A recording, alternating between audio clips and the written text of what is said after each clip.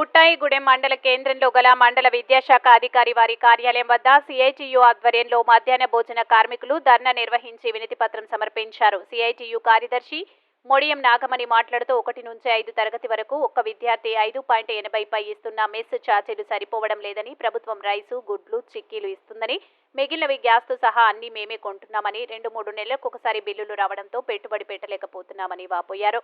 ప్రమాద బీమా సౌకర్యం, ఉద్యోగ భద్రత కల్పించాలని, ప్రస్తుతం ఉన్న మెస్ ఛార్జీలను పెంచాలని డిమాండ్ చేశారు. ఎంఈఓ బాబురావుకు వినతిపత్రం సమర్పించారు.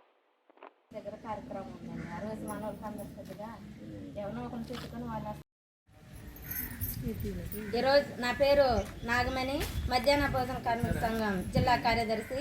ఈరోజు బుట్టాయిగూడ ఎంఈఓ ఆఫీస్ వద్ద ధర్నా నిర్వహించడం జరిగింది. మధ్యాహ్న భోజన కార్మిక సమస్యలు అనేక సమస్యలు ఉన్నాయి. ప్రభుత్వం వచ్చిన తర్వాత పిల్లలు ఆరోగ్యంగా ఉండాలి, క్షేమంగా ఉండాలి అనేసి మెనూలు అయితే మార్చుకుంటూ వచ్చింది, కానీ పిల్లలకి ఇచ్చే మెనూ ఛార్జీలు మాత్రం నామమాత్రంగానే ఉన్నాయి. ఈరోజు ప్రైమరీ స్కూల్ చూస్తే 5.80 పైసలు ఇస్తూ ఉన్నారు. ఇవే ఎక్కడ సరిపోతాయి అనేసి మేము ప్రభుత్వాన్ని అడుగుతా ఉన్నాం. ఏదైతే మీరు పాదయాత్ర సందర్భంగా హామీలు ఇచ్చారో, నేను అధికారంలో వస్తే గనక మధ్యాహ్న భోజనం వరకు 10,000 పెంచుతాననేసి అన్నారు. ఈ రోజుకి కూడా మాట చెప్పారు, కానీ అమలుకు మాత్రం నోచుకోవడం లేదు.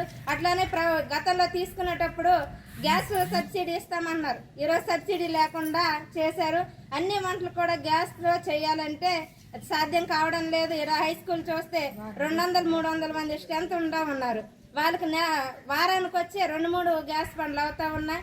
ఈరోజు గ్యాస్ ధరలు కూడా ఆకాశాన్ని అంటాయి. అంతేకాకుండా ఈరోజు అనేక దఫాలుగా నిత్యావసర సరుకులు ధరలు పెరుగుతూ వస్తూ ఉన్నాయి.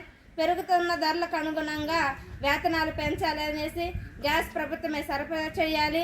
ఈరోజు కనీసం వంట చేస్తున్న సందర్భంగా ప్రమాదం జరుగుతూ ఉంది. ప్రమాద బీమా సౌకర్యం కూడా కల్పించాలనేసి మేము ప్రభుత్వాన్ని కోరుతా ఉన్నాం. అట్లనే ఈరోజు గతంలో పెట్టేవాళ్ళు నెలకి ఒక్కసారన్నా వర్కర్స్తో సమావేశాలు, ఇవి కూడా కనీసం 2 నెలలకు ఒకసారన్నా వర్కర్స్తో